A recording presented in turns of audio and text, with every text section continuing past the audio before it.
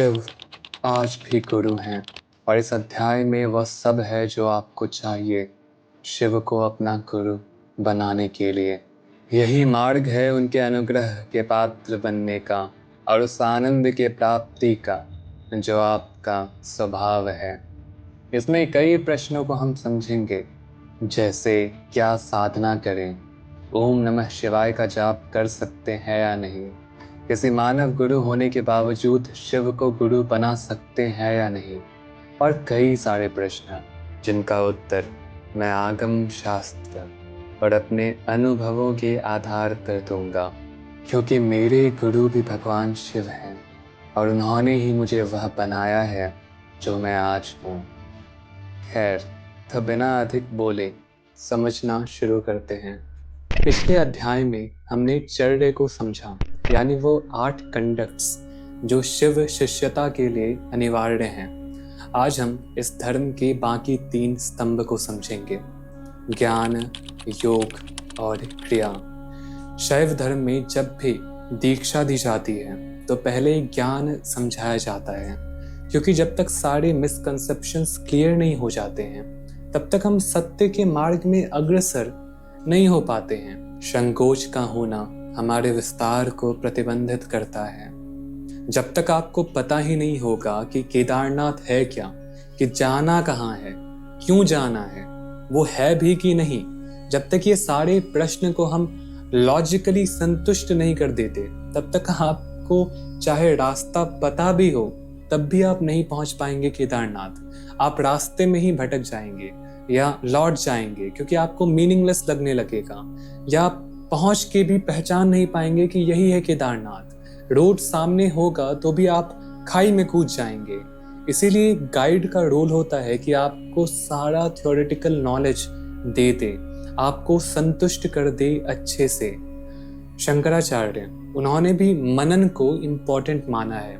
मनन यानी जो सिखाया गया है उसे पूरी तरह समझ ले। कोई भी प्रश्न हो तो गुरु से पूछें, संतुष्ट कर ले खुद को। अगर काउंटर आर्ग्यूमेंट करना पड़े तो करो। डरना नहीं है कि गुरु को बुरा लग जाएगा, नहीं। अगर आपके प्रश्न करने से कोई क्रोधित हो जाता है तो उसका सीधा अर्थ है कि उसे उत्तर पता ही नहीं है। Control your language, I am not यार। मगर हाँ, प्रश्न हमेशा समझने की इंटेंशन से करें, ना कि दूसरों को गलत साबित करके अपने अहंकार को पुष्टि देने के इंटेंशन से। तो जितना आपका कॉन्सेप्ट क्लियर होगा उतने अच्छे से आप योग कर पाएंगे, और फिर आप खुद से भी समझने लग जाएंगे एक हद तक कि क्या करना सही होगा और क्या गलत। तो इसके लिए गुरु क्या करते कि एक शास्त्र अपने शिष्य को देते। शैव धर्म में 92 आगम शास्त्र हैं। उनमें से एक मुख्य शास्त्र और कुछ सपोर्टिव शास्त्र वो अपने शिष्य को सिखाते अच्छे तरह से, और वही उनके जीवन का गाइड बुक बन जाता। सनातन धर्म में कोई एक धर्म ग्रंथ नहीं है। साधक के मन और लेवल ऑफ इवोल्यूशन के अनुसार उसका एक मुख्य ग्रंथ निर्धारित किया जाता है गुरु द्वारा। और जाहिर है क्योंकि वो अलग अलग लोगों को ध्यान में रखते हुए प्रकट किए गए थे शिव द्वारा, तो कॉन्ट्रडिक्शंस तो होगा ही। इसीलिए हमें लड़ना नहीं चाहिए अलग अलग संप्रदाय से, बस अपनी यात्रा में आगे बढ़ना है। अब क्योंकि आप शिव को गुरु बना रहे हैं तो आपके पास कोई इंसान नहीं होगा जो आपको शास्त्र समझा सके, आपको शांति से सुने, आपके प्रश्नों का उत्तर दे सके। कन्वर्सेशन के 4 लेवल्स होते हैं, वैखरी, मानसिक, पश्यंती और परा। हम और आप अगर प्रश्न और उत्तर करते हैं तो वो वैखरी लेवल में करते हैं, यानी वर्बल शब्दों से। यहाँ द्वैत है, जो सुन रहा है और जो बोल रहा है उनमें। इसी लेवल पर आप हैं और आपको कोई चाहिए जो आपको इस लेवल पे समझा सके। इससे ऊपर जो लेवल है वो है मानसिक, जैसे टेलीपैथी, मेंटल कन्वर्सेशन। मैं जो सोच रहा हूँ वो आप सुन लें। इससे हमारे बीच का जो भेद है वो कम होने लगता है। इससे भी जो ऊपर है वो है पश्यंती। मैं सोचूं भी ना और आप समझ लें। इतना कनेक्टेड, इतने सिंक में हो हम दोनों। कृष्ण और अर्जुन का संवाद भी इसी लेवल पे हुआ था, वो फिर कभी समझाऊंगा। और इसके ऊपर है पड़ा, जब बोलने वाला और सुनने वाले में कोई अंतर ही ना हो। शिव इस पड़ा अवस्था में रहते हैं। हमारा ये एक्सपेक्ट करना कि वो हमारे लेवल पर आके हमसे बात करे, ये नहीं होने वाला है। हमें चाहिए कि हम उनके लेवल पे आएं, हम उनके घर जाएं, ना कि उन्हें आदेश दें। इसीलिए शुरू शुरू में शिव शिष्यों के पास ऐसा कोई नहीं होता जो उन्हें समझा सके। जब मैंने साधना शुरू की थी तो मेरे पास भी ऐसा कोई नहीं था। इसीलिए मैं वो व्यक्ति बनने की कोशिश करता हूँ लोगों के लिए, वह मित्र जो गुरु की समझाई बातों को सरल भाषा में समझा देता है। एग्जाम से कुछ दिन पहले मैंने रिसेंटली शिव सूत्र को अच्छे से समझाया था अपने लिखे किताब में थ्रेड्स ऑफ ट्रांसेंडेंस, और आगे भी कई आगम शास्त्रों को समझाऊंगा, बुक लिखकर भी और यूट्यूब पर भी। साथ में आगे लाइव प्रश्न उत्तर सेशंस भी करेंगे, ताकि आपको कभी कोई कमी ना महसूस हो शिव के ज्ञान की। तो जुड़े रहें। अभी के लिए आप मेरे बाकी सेशंस को सुने और शिव सूत्र पढ़ना शुरू कर सकते हैं। उसमें मैंने लगभग सभी बेसिक प्रश्नों के उत्तर को कर दिया है जो आप लोगों के मन में होता है। इंग्लिश में तो वो अवेलेबल है ऑनलाइन, हिंदी में दिसंबर तक आ जाएगा। अब नंदी का तीसरा पैर, योग। योग अर्थात वह साधना जो आपको करना है। आप ऐसे ही शिव शिष्य नहीं कहलाएंगे अगर आप उन्हें पाने की कोई कोशिश ही ना करें। तो बस नशे करने से या मंदिर चले जाने से कोई शिव भक्त नहीं बन जाता। बस इंस्टाग्राम या व्हाट्सएप पे स्टेटस लगा देने से शिव मंदिर का या शिवलिंग का या हर हर महादेव लिख देने से कैप्शंस में कोई शिव भक्त नहीं बन जाता ना। ऐसे में कभी उनके अनुग्रह के आप पात्र बन पाएंगे। साधना अत्यंत आवश्यक है। साधना यानी एफर्ट, जो साध्य है उसे पाने के लिए।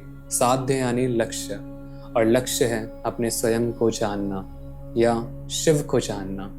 जितना एफर्ट आप पैसे को पाने में लगाते हैं, अपने लाइवलीहुड को मेंटेन करने के लिए, या स्कूल और कॉलेजेस में, जो कि अगेन आप अपने लाइवलीहुड के लिए ही कर रहे हैं, जितना एफर्ट आप उस लड़की या लड़के को पाने में लगाते हैं, कम से कम अगर आप उतना एफर्ट भी शिव को प्राप्त करने के लिए ना लगाएं, तो फिर आप कैसे शिव शिष्य हैं? वास्तव में लोग उसका 1/10 एफर्ट भी नहीं लगाते हैं और अपने आप को आस्तिक कहते हैं। हिपोक्रेट हैं वो लोग और कुछ भी नहीं। तो साधना में आखिर करें क्या? कई साधना है, मगर क्योंकि अभी आप प्रवेश ही कर रहे हैं और शिव के कुल में, तो पंचाक्षरी के जाप से शुरू करें। नमः शिवाय मंत्र। मैंने एक गाइडेड मेडिटेशन डाला है यूट्यूब पर, उसमें आपको उतना इन्फॉर्मेशन मिल जाएगा जितना आपको चाहिए शुरू करने के लिए। नमः शिवाय का जाप कोई भी कर सकता है, चाहे वो तथाकथित शूद्र ही क्यों ना हो, या चाहे वो लड़कियां हो, किसी पर भी कोई रेस्ट्रिक्शन नहीं है। हाँ, सदाक्षर मंत्र यानी ओम नमः शिवाय का जाप उन्हें वर्जित है जिनका आचरण सही नहीं है, जिनकी प्रवृत्ति शूद्रों वाली है। उनके लिए ओम नमः शिवाय का जाप मना किया गया है, क्योंकि अभी उन्हें पहले अपने चित्त को शुद्ध करना चाहिए, कर्म योग करके, भक्ति करके इत्यादि। नहीं तो जाप का कोई असर नहीं होगा। इट इज जस्ट लाइक कि जैसे एक किसान है, किसान को पहले भूमि को प्रिपेयर करना होगा, तभी जाके मंत्र रूपी बीज और लगेगा उसमें। जिस तरह बंजर मिट्टी में बीज नहीं उगते, उसी तरह अपरिष्कृत चित्त में जाप या ध्यान का बीज कभी अंकुरित नहीं होता। अच्छे कर्म, दयालुता, अनुशासन, इन सब को विकसित करके ही मन जाप के लिए उपजाऊ भूमि बन जाता है और फलता फूलता है। यहाँ जन्म से जाति का कोई विधान नहीं है, बस व्यवहार और प्रवृत्ति मैटर करती है। लेकिन आप लोगों के लिए कोई रेस्ट्रिक्शन नहीं है जो मुझे सुन रहे हैं, क्योंकि अगर आपने वो 8 कंडक्ट्स फॉलो किए हैं जो मैंने समझाया था पिछले अध्याय में, तो आप फिर शूद्र हैं ही नहीं। आपकी प्रवृत्ति बदल जाएगी क्योंकि आपका व्यवहार और कर्म बदल चुका है। तो आप सब ओम नमः शिवाय का जाप कर सकते हैं। हाँ, मगर इट इज़ रिकमेंडेड, बहुत अच्छा रहता है कि आप एक एनलाइटेंड गुरु से विधिवत दीक्षा लें इस मंत्र में। और अगर आगे की साधना करना है तो उसके लिए दीक्षा तो चाहिए ही होता है। इससे आपकी साधना अधिक इफेक्टिव हो जाती है। ऐसा नहीं है कि बिना इसके आप साधना में सफल नहीं हो सकते हैं, कोई अनिवार्यता नहीं है। मगर दीक्षा के बाद फास्ट हो जाती है आपकी साधना। ये पूरा प्रोसेस यह कोई मानने की बात नहीं है, इसके पीछे एक लॉजिक है, पूरा साइंस है, जो मैं फिर कभी बताऊंगा। खैर, उसकी भी आपको चिंता करने की कोई आवश्यकता नहीं है। अभी आप सब बस पंचाक्षरी का जाप करें, आगे की दीक्षा का प्रबंध मैं कर दूंगा। जब दीक्षा दिया जाता है तो जैसा मैंने बताया, एक प्रॉपर विधान होता है बीज आरोपण के लिए। वहाँ आपके सभी जन्मों के संचित कर्मों का अंत कर दिया जाता है, बस प्रारब्ध बच जाते हैं इस जन्म के लिए। अब जाहिर है कि इन तरह के क्रियाओं के लिए गुरु का एनलाइटेंड होना आवश्यक है कि उस स्टेट में जाकर आपको आपके कर्म इत्यादि से मुक्त कर सके और आपके अंतर मन में उस बीज को रोप सके। यह है नंदी का आखिरी पैर, क्रिया। अगर मैं आपको बता भी दूं कि यह कैसे करना है तो भी आपसे नहीं होगा, इसलिए कोई इंट्रिकेट प्रोसेस हम नहीं करेंगे। आप अपने शिव शिष्यता को केवल एक सरल संकल्प को लेकर शुरू कर सकते हैं। वो मैं सबसे आखिरी में बताऊंगा इस वीडियो के। वह आप तभी सुने जब आप यह करने का निश्चय कर लें। वह गाइडेड इंस्ट्रक्शंस हैं, तो आप सुनते सुनते वह कर सकते हैं। तब तक के लिए मैं आपके कुछ शंकाओं का निवारण कर देता हूँ। जैसे एक शंका है कि क्या शिव को गुरु बनाकर किसी मनुष्य को गुरु बनाया जा सकता है? हाँ, क्योंकि हर कोई शिव ही तो है। और हर गुरु, अगर वो सही में जागृत है और गुरु कहलाने योग्य है, इस बात को जानता है कि वह वास्तव में शिव ही तो है, तो इसमें कोई समस्या नहीं है। क्योंकि चाहे आप किसी को भी गुरु बनाएं, आप शिव को ही गुरु बनाएंगे, शिव को ही प्राप्त करने के लिए। और हाँ, अगर आप किसी और गुरु से भी दीक्षित हैं तो भी आप यह कर सकते हैं। बस पंचाक्षरी की जगह वो साधना करें जो आपके मानव गुरु ने बताया हो आपको। एक और प्रश्न है कि क्या मानव गुरु से दीक्षा मिलने के बाद किसी और गुरु से दीक्षा ले सकते हैं? तो हाँ, ले सकते हैं। महामहेश्वराचार्य अभिनव गुप्त कई गुरुओं से दीक्षित हुए थे। उनके 15 गुरु तो बस शैव धर्म के थे, प्लस वैष्णव, बौद्ध, जैन, न्याय और व्याकरण के तो अलग अलग गुरु थे उनके। तो हाँ, अगर आप एक गुरु से रिलेट नहीं कर पा रहे हैं, अगर आप प्रोग्रेस फील नहीं कर पा रहे हैं, तो किसी दूसरे गुरु से भी दीक्षा ले सकते हैं। लेकिन कम से कम 2 साल साधना करें एक गुरु के सानिध्य में, तभी कोई निर्णय करें। तीसरा प्रश्न है कि मेरे इष्ट देव कृष्ण हैं, तो क्या मैं शिव को गुरु बना सकता हूँ? हाँ, बना सकते हैं, क्योंकि शिव हर कुछ के गुरु हैं। हर सब्जेक्ट उन्होंने ही सिखाया है मानव जाति को। सबसे बड़े वैष्णव शिव ही हैं, ये तो इस्कॉन भी एग्री करेगा। सबसे महान शाक्त भी शिव ही हैं, सबसे बड़े शैव भी वो स्वयं ही हैं। सब तरह की साधनाएं, सभी देवताओं की साधनाएं उन्होंने ही सिखाई है। तो चाहे आपके इष्ट कोई भी हो, चाहे आपका दर्शन कोई भी हो, चाहे आप हिंदू हो या मुस्लिम, चाहे आपको आध्यात्म में आगे बढ़ना हो या सांसारिक सब्जेक्ट में, उन्हें गुरु बनाया जा सकता है। अब वह क्रिया अगर आपको करना है तो यह कुछ सामग्री हैं जिन्हें आपको अरेंज करना होगा। बेलपत्र कम से कम 3 पत्ते, सफ़ेद या लाल पुष्प, एक शांत जगह जहाँ डिस्टर्बेंस ना हो, शिव मंदिर हो तो अधिक अच्छा, गंगा जल या शुद्ध जल से भरा लोटा, दीपक, प्रसाद, कुछ भी जो मीठा हो, जैसे खीर या मालपुआ, जो भी संभव हो, अब यहाँ से आगे तभी देखें जब आप ये क्रिया करेंगे। ओम नमः शिवाय। ठीक है, तो इस पूरे क्रिया के दौरान मैं आपको गाइड करूँगा। फ़ोन को एक जगह कहीं रख दें जहाँ से मुझे आप सही से सुन पाएं। किसी साफ और शांत जगह पर बैठें। शिव का मंदिर हो तो अधिक अच्छा। नॉर्थ या उत्तर की ओर मुंह करके बैठें। अपने सामने शुद्ध जल से भरा एक साफ तांबे या चांदी का लोटा रखें और दीपक जला लें। संकल्प के अंत में भगवान शिव को अर्पित करने के लिए एक फूल या कुछ बेल के पत्ते रखें। अगर हो सके तो कुछ मीठा भी, जैसे खीर या मालपुए, जो भी संभव हो।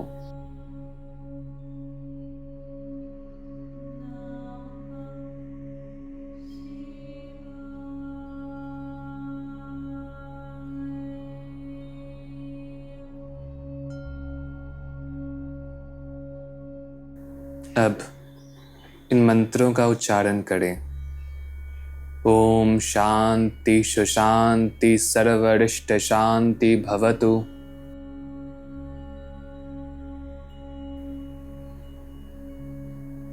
ओम उमा महेश्वराभ्याम नमः।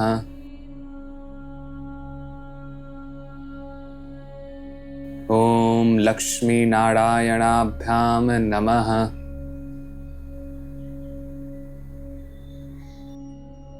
ओम माता पितृ चरण कमलभ्यो नमः। ओम इष्ट देवताभ्यो नमः। ओम कुल देवताभ्यो नमः। ओम ग्राम देवताभ्यो नमः। ओम स्थान देवताभ्यो नमः।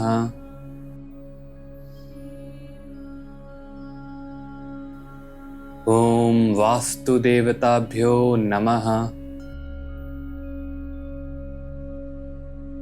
ओम सर्वे देवेभ्यो नमः। ओम सिद्धि बुद्धि सहिताय श्रीमन्याः गणाधिपतये नमः।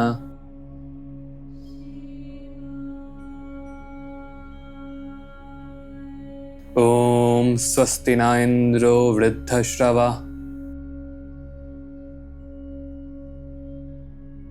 स्वस्ति न पूषा विश्ववेदा। स्वस्ति नस्तारक्षयो अरिष्टनेमि। स्वस्ति नो बृहस्पतिर्दधातु। ओम शांति शांति शांति।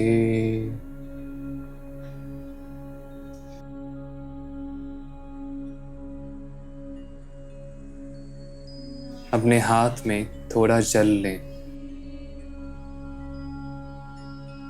और मेरे साथ ये संकल्प दोहराएं। आज इस शुभ दिन पर मैं अपना नाम कहें, अपने पिता का नाम कहें, का बेटा या बेटी, अपना गोत्र कहें। शुद्ध हृदय और मन से जल तथा अग्नि की उपस्थिति में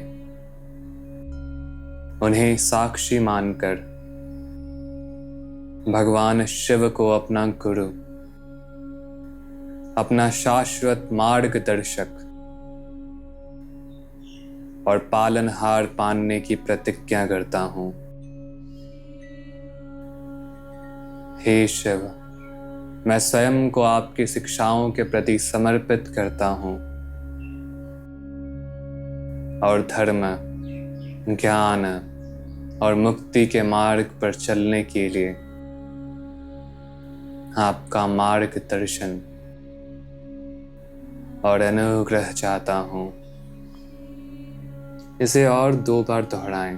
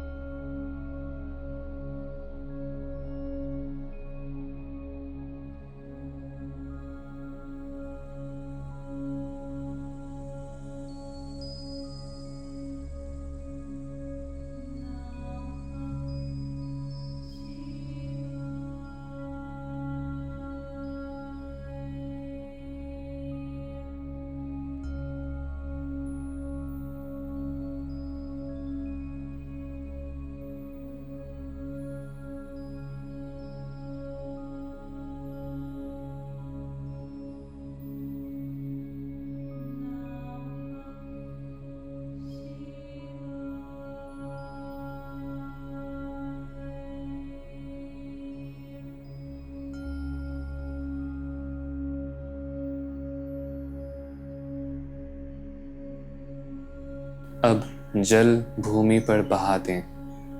अब पुष्प, बेलपत्र और प्रसाद चढ़ा दें, यह मंत्र का उच्चारण करते हुए। ओम नमः शिवाय गुरुवे सच्चिदानंद मूर्तये निष्प्रपंचाय शांताय निरालंबाय तेजसे ब्रह्मानंदम परम सुखदम केवलम ज्ञानमूर्तिम द्वंद्वातीतं गगन सदृशं तत्त्वमस्यादिलक्ष्यम् एकं नित्यं विमलमचलं सर्वाधि साक्षीभूतम्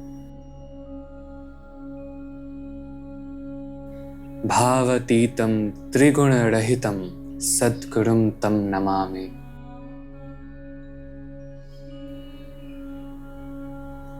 अब शिव चैतन्य साधना या पंचाक्षरी मंत्र के जाप को करें।